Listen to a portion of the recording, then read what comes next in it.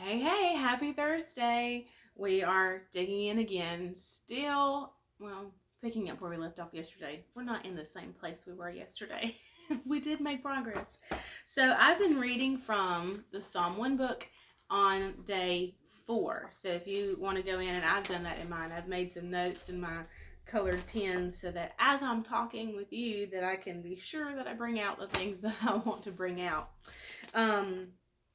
So we talked yesterday about Galatians 5:17 and how our choice as salt and light is not fickle. It doesn't change from one day to the next. It was not based on feelings or emotions.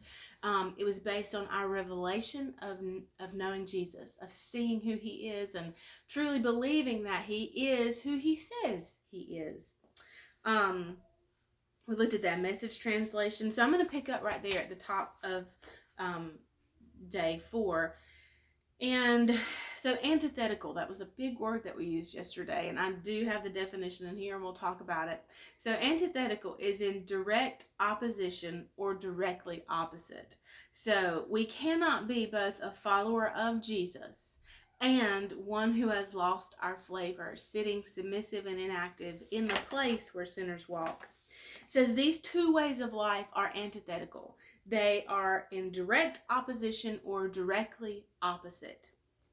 And of course, we're talking about the desires of the flesh, which is the godless human nature, and the desires of our born again spirit, or the desires of the Holy Spirit. And so those two ways of life are in complete opposition to one another and cannot be lived at the same time. We cannot follow the desires of the flesh and the desires of the spirit at the same time. So we just can't do it. We can't follow Jesus and be submissive and active in the place where sinners walk. So practically speaking, what does this mean?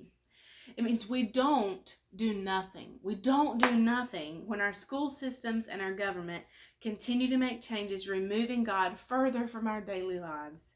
We do not sit inactive as bystanders because we don't want to be labeled as intolerant. There is a way to be salt and live as light without bringing condemnation. You know how I know this? Because Jesus did it, and he is our example. We are to live out his love.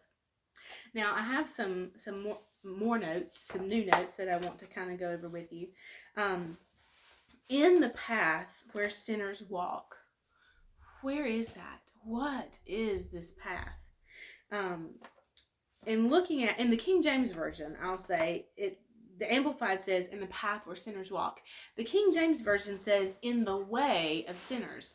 Well, that brings a really different light to it, because it's which you should go in the way. So that is more of a direction more than the path, which is where someone might travel, right?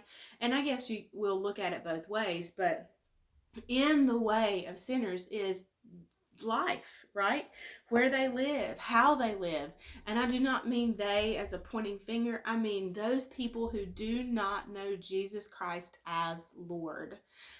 And that's just, we don't like to have those solid lines or those straight lines and boundaries and definitions and defining people, but that's just what it is. Either we are a sinner or we have been saved by grace. You are not two people at one time. Because Jesus, we are born again of the Spirit of God, and he changes our desires. See, that's what grace is. And that's one thing that I said yesterday, is that I don't want, grace is not an excuse for my doubt and disobedience. Grace was given to change me from what I used to be, or from what I was, and from what he found me as, into what he called and created me to be.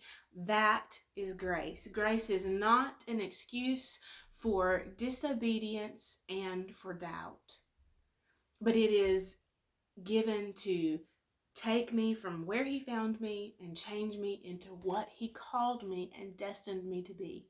So you are not a sinner and saved by grace.